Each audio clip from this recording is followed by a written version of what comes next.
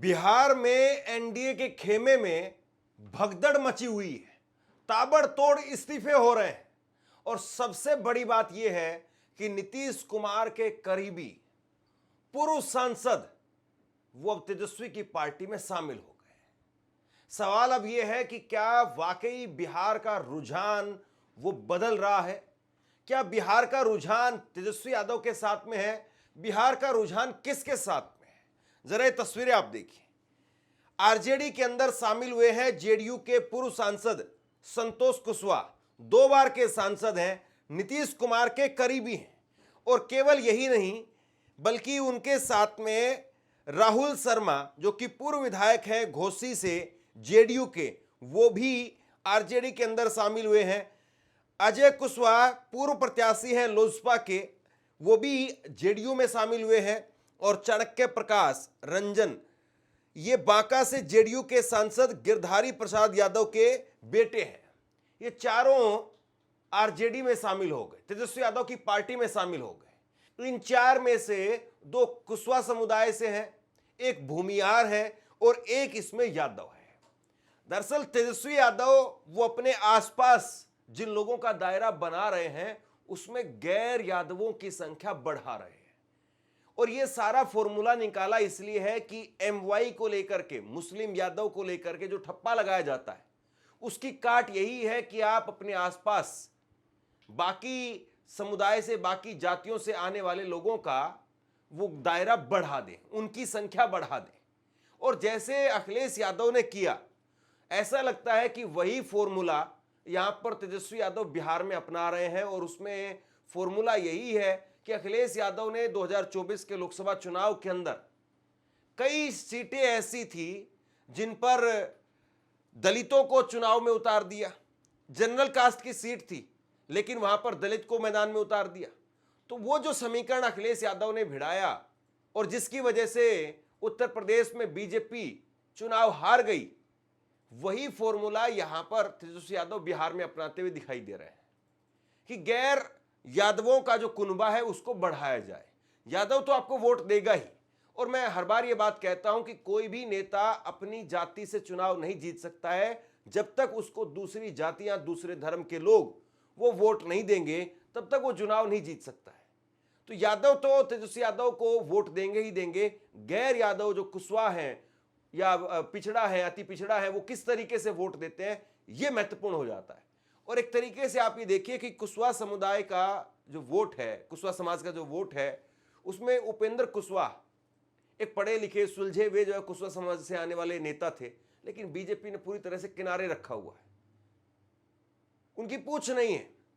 BJP यहां पर सम्राट चौधरी को कुशवाहा समाज के तौर पर उभारने का प्रयास कर रही थी, लेकिन प्रशांत किशोर ने जिस तरीके से उनके पीछे ताबड़तोड़ प्रेस कॉन्फ्रेंस की, अब वो किसके इशारे पर हुई है?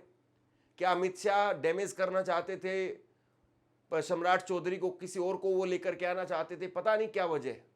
लेकिन एक तरीके से सम्राट चौधरी का कुशवाहा समाज में उतना मजबूत दबदबा भी नहीं था। और ये प्रेस कॉन्फ्रेंस होने के बाद में उनकी 10वीं की सर्टिफिकेट, वो पुराने कई मामलों में, मर्डर के मामलों में वो आरोपी हैं, इस तरह के मामले जब निकल करके सामने आए वो डेंट हो गए। तो अब जो है तेजस्वी यादव की जो पकड़ है या तेजस्वी यादव की जो सोच है वो ये है कि कुशवाहा समाज को भी अपनी तरफ लेकर के आ जाए। और एक तरीके से राहुल गांधी ने वोट अधिकार यात्रा निकाली, फिर तेजस्वी यादव ने जो 10,000 रुपए बीजेपी ने कहा था कि हम 10-10 हजार रुपए महिलाओं को दे रहे हैं, उसकी काट में हर घर नौकरी देंगे, ये वाला मसला निकाल दिया। और अब जो है वो महिला वर्सेस युवा, वो इस चुनाव को लेकर के जा रहे हैं। अब देखना यह है कि इसमें कौन कितना भारी पड़ेगा। लेकिन एक तरीके से नीतीश कुमार अभी भी वो बीजेपी की जरूरत है। ऐसा नहीं कि नीतीश कुमार के पास में ऑप्शन नहीं है। नीतीश कुमार अगर अकेले लड़ेंगे तो भी उनकी 20-30 सीटें आए, 25 आए, 20 आए, वो आ जाएंगी। लेकिन बीजेपी का फिर क्या होगा? तो नीतीश कुमार अभी भी बीजेपी के लिए जरूरी जरूर है, लेकिन तेजस्वी बार बार ये मैसेज दे रहे हैं कि नीतीश कुमार अब उनके दिन लद गए हैं, बीजेपी उनको कहीं से चुनाव के बाद में मौका देने वाली नहीं है, ये उनका आखिरी चुनाव। चाचा अचेत अवस्था में है, चाचा को बीजेपी मौका नहीं देने वाली है। चाचा अब नहीं चला रहे जेडीयू, जेडीयू को भाजपा चला रही है। आप सब लोग को हमने पहले भी कहा था कि अब हमारे जो चाचा हैं वो अचेत अवस्था में हैं और जनता दल यूनाइटेड अब या बिहार सरकार आदरणीय नीतीश कुमार जी नहीं चला रहे हैं, बल्कि भाजपा दिल्ली से नरेंद्र मोदी जी और अमित शाह चला रहे हैं। और जो जनता दल यूनाइटेड केवल जो चंद 2-3 लोग जो लोग हैं, जो भ्रष्ट लोग हैं, वही जनता दल यूनाइटेड चलाने का काम कर रहे हैं। तेजस्वी यादव की जो नजर है वो इस वक्त में नीतीश कुमार के वोट बैंक पर है कि बीजेपी का वो जो वोटर है वो तो बीजेपी के साथ जाएगा और उसमें से जितना रोका जा सकता है उतना रोक लिया जाए और उसमें से युवा तबका वहां पर सेंधमारी की जाए। लेकिन अगर नीतीश के वोटर को यह समझा दिया जाए, बता दिया जाए कि नीतीश कुमार अब सीएम नहीं बनने वाले हैं, क्योंकि एक बहुत बड़ा तबका है जो नीतीश के साथ में इसलिए है कि कम से कम नीतीश सीएम है। मुसलमानों से में भी एक बहुत बड़ा तबका नीतीश को इसलिए वोट दे देता है कि कुछ भी हो, नीतीश कुमार अगर बने रहेंगे तो बीजेपी का मुख्यमंत्री नहीं बनेगा, वो भी वोट दे देते इसलिए। लेकिन अब तेजस्वी इस बात को समझाने में, बताने में लगे हुए हैं कि नीतीश का चुनाव नहीं है, नीतीश के दिन लग चुके हैं और अब जो उनका वोटर है वो अब वापस आ जाए, कुर्मी है, कुशवाहा है, ये सब वापस आ जाए तो फिर जो है वो बीजेपी अपने आप जो है वो अकेले लड़ पाने की स्थिति में पहले भी कभी नहीं थी, आज भी नहीं है। और अगर नीतीश का वोटर वो इस बात को समझ गया तो फिर बड़ी मुश्किल हो जाएगी। अभी 2 दिन पहले ही जेडीयू के अति पिछड़ा प्रकोष्ठ के अध्यक्ष जो है वो आरजेडी में शामिल हो गए। दरभंगा में अति पिछड़ा जिला अध्यक्ष वो भी आरजेडी में शामिल हो गए। तो पिछड़ा, अति पिछड़ा, कुशवाहा, ये सब जो है जातियों को तेजस्वी यादव अपनी तरफ खींचने में लगे हुए हैं और इसमें वो कितना कामयाब हो पाएंगे ये देखने वाली बात है। दूसरा एक मैसेज वो ये दे रहे हैं कि जेडीयू अब जेडीयू नहीं है, वो अब संजय झा की पार्टी बन गई है। संजय झा को अमित शाह जिस तरीके से चलाते हैं वैसे चलते हैं। लल्लन सिंह की आप भाषा सुनिए, हमने संसद के अंदर सुना था लल्लन सिंह को, लल्लन सिंह बोल रहे थे या भाजपा के नेता बोल रहे थे, समझ में नहीं आ रहा था। यानी लल्लन सिंह वही बात बोल रहे थे जो भाजपा बोलती रही है। तो जो जेडीयू के पास में वोटर है, चाहे वो पिछड़ा है, अति पिछड़ा है, चाहे वो मुस्लिम है, वो इस बात को मैसेज दे रहे हैं तेजस्वी यादव कि भैया आपकी पार्टी नहीं है ये अब बीजेपी बन चुकी है, बीजेपी के लोग चला रहे हैं, अब नीतीश कुमार की पार्टी नहीं है ये। वरना नीतीश कुमार आप देखिए कि वक्फ के खिलाफ चले गए, कैसे चले गए? क्योंकि बीजेपी ने एक मैसेज डाला कि ये मुस्लिम हो चाहे और बाकी हो, ये आपको वोट नहीं देते हैं, इसलिए इनका डर छोड़ दीजिए, अब हिंदुओं के वोट जो है वो आप लीजिए। लेकिन आप बताइए चुनाव में वो मुद्दा है क्या? और क्या जो है वो हिंदू वोटर वो इसलिए वोट दे देगा? और वक्फ तो वैसे ही जो है सुप्रीम कोर्ट से खारिज हो गया। तो तेजस्वी यादव ये मैसेज दे रहे हैं कि ये नीतीश का आखिरी चुनाव है और बीजेपी नीतीश कुमार को, जेडीयू को खत्म कर देगी और भाजपा जनता दल यूनाइटेड को खत्म करने का काम करेगा। इसी डर से 2022 में आदरणीय नीतीश कुमार जी हम लोगों के साथ आए और हम लोगों ने उनको समर्थन देकर के पुनः मुख्यमंत्री बनाया। उनका यही कहना था कि भाजपा के लोग उनके पार्टी को जो है तोड़ रहे हैं। जब महाराष्ट्र में ऑपरेशन लोटस हो रहा था, झारखंड में ऑपरेशन लोटस हो रहा था, तो बिहार में भी जो है खेला बीजेपी कर रही थी इसी कारण से। लेकिन अब तो वो हाईजैक हो गए हैं हमारे चाचा और वही सारे 3 लोगों ने बर्बाद कर दिया उनको, उनकी सारी पूंजी को। तो विशेष तौर पे हमको कुछ नहीं कहना है, आपसे कुछ कहना चाहता हूं। आज के वक्त में पत्रकारिता करना कितना मुश्किल काम है, लेकिन अगर ऐसे में भी कोई आपकी खबर दिखा रहा है, कोई आपके मुद्दे पर बात कर रहा है, तो आपको भी उसका साथ देना चाहिए। अगर आपको लगता है कि मेरी पत्रकारिता सही है, मैं आपके लिए आपकी खबर वो दिखा रहा हूं, तो ऐसे में आप मेरा सहयोग कीजिए। आप इस वीडियो को जब लाइक करेंगे तो लाइक के साथ में ही एक थैंक्स का बटन आपको दिखाई देगा। उस थैंक्स के बटन पर आप क्लिक कीजिए और जो भी सहयोग राशि दे सकते हैं वो दीजिए। दूसरा, आप चैनल को ज्वाइन कर सकते हैं और चैनल को ज्वाइन करके भी मुझे मदद कर सकते हैं। तेजस्वी यादव एक तरीके से नैरेटिव बनाने की कोशिश कर रहे हैं, वो नैरेटिव सेट करने की कोशिश कर रहे हैं और पॉलिटिक्स परसेप्शन पर चलती है। तेजस्वी यादव ने अभी, बीजेपी ने जिस तरीके से घोषणा की कि 10-10 हजार रुपया महिलाओं को देंगे, अब जाहिर सी बात है तेजस्वी यादव वो पैसा तो दे नहीं सकते हैं। उन्होंने एक नया नैरेटिव निकाला कि हर घर में नौकरी देंगे।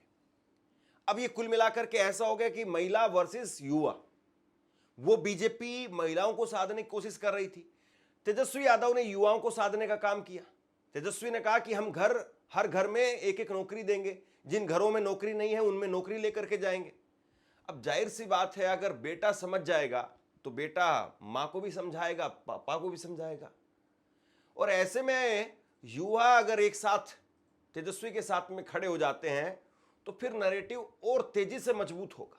सबसे बड़ी बात यह है कि बिहार में इस वक्त में नीतीश कुमार कोई ये नैरेटिव बनाते हुए दिखाई नहीं दे पा रहे हैं या कामयाब नहीं हो रहे हैं, या कोई कोशिश भी नहीं दिखाई दे रही है कि वो फिर से मुख्यमंत्री बनने जा रहे हैं। हालांकि अभी रैलियों का दौर शुरू होगा, उसमें भाषणबाजी होगी और उसमें कुछ कुछ बयानबाजी जो है सामने आएगी, लेकिन जो जमीन पर उससे पहले एक नैरेटिव बन रहा है। और बिहार का चुनाव कोई बहुत लंबा नहीं है।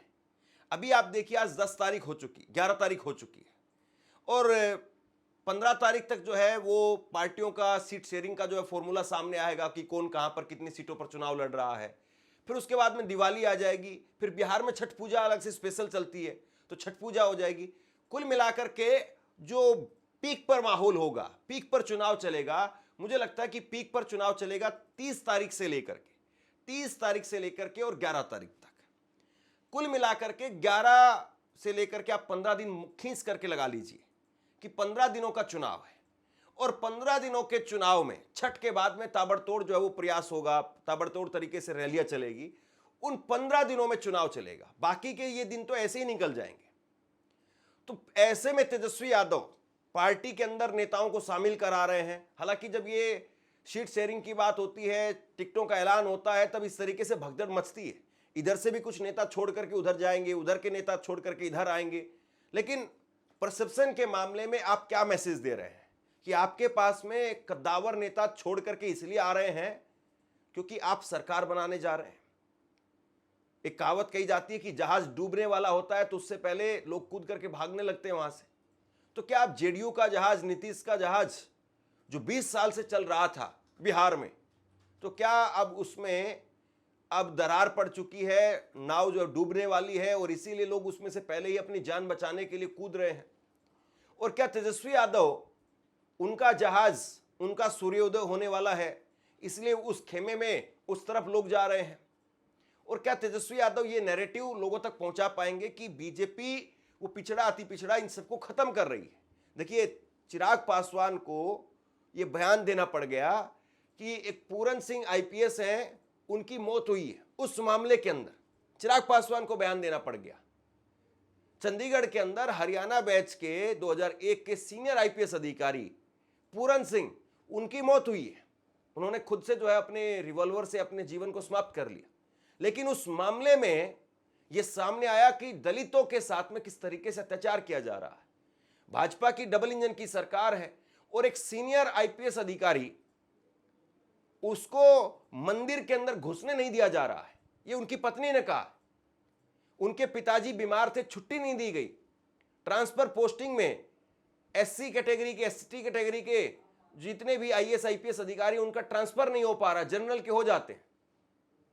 और इस मामले में चिराग पासवान को बोलना पड़ा क्योंकि अब ये मामला जो है वो वहां से वहां पहुंच गया है।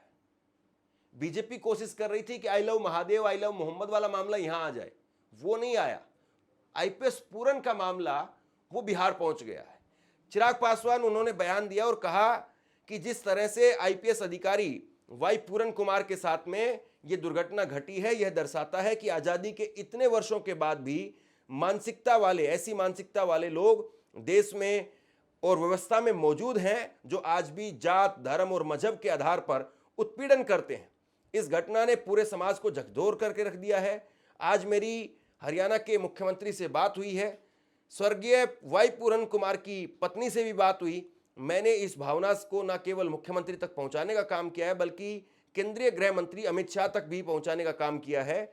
इस बात को यह सुनिश्चित किया जाएगा कि जो भी दोषी होगा उसके खिलाफ सख्त कार्रवाई की जाए। 6 सदस्यीय एसआईटी का गठन किया गया है। सबसे बड़ी बात यह है, आप ये नहीं बोल पा रहे हैं कि उस राज्य के अंदर डबल इंजन की भाजपा की सरकार है, तो मुख्यमंत्री दोषी नहीं? क्या मुख्यमंत्री के साथ में उनकी पत्नी थी, आईएएस अमनीत कुमार, और सीनियर अधिकारी है वो। तो प्रदेश में क्या चल रहा है, दलितों के साथ में क्या स्थिति है, ये पता नहीं था। तो ये सारे सवाल बिहार तक भी आएंगे। राहुल गांधी पहले ही कह चुके हैं कि बीआर गवई को जूता मारा गया। ये रायबरेली में एक हरिओम वाल्मीकि को पीट पीट करके मार दिया, और जब उसने राहुल गांधी का नाम लिया तो नाम लिया गया कि हम बाबा के लोग हैं। इधर हरियाणा में एक घटना हो गई है।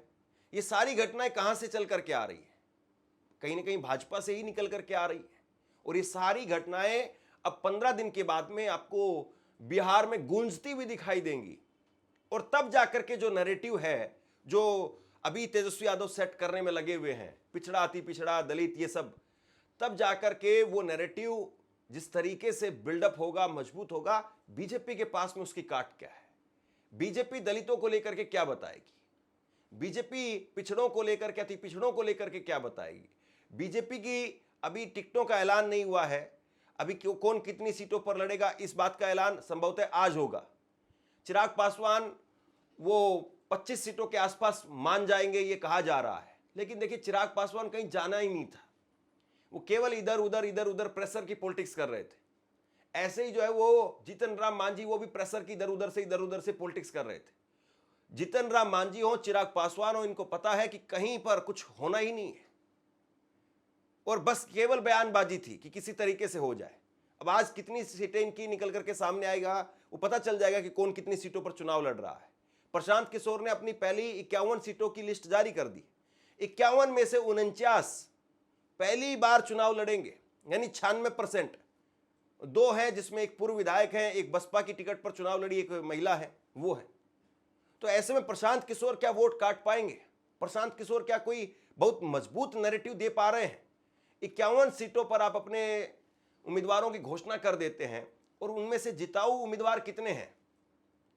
10% भी ऐसी टिकट नहीं थी कि जिनको लेकर के कहा जा सके कि हां, इनका जमीन पर कोई जनाधार है। केवल आप बिहार में मीडिया के सहारे या टीवी चैनलों के इंटरव्यू के सहारे सरकार बना लेंगे, ये तो संभव नहीं दिखाई देता है। बिहार तो बिल्कुल खांटी जमीनी आधार पर काम करने वाले नेताओं का प्रदेश है। यहां पर तो जाति, धर्म, मजहब, ये सब इतने सारे समीकरण काम करते हैं। यहां पर टीवी से, टेलीविजन से, इंटरव्यू से वो दाल तो नहीं गलेगी, ये तो साफ तौर पर दिखाई दे रहा है। और सबसे बड़ी बात यह है कि बिहार में चुनाव आयोग का रोल क्या रहेगा, किस तरीके का रोल रहेगा, ये भी बहुत दिलचस्प है। तो बिहार के रुझान आपको अभी किस तरफ दिखाई दे रहे हैं, ये मुझे जरूर बताइए। आपकी राय नीचे कमेंट बॉक्स में लिख करके जरूर बताइए। इस खबर को शेयर कीजिए। धन्यवाद।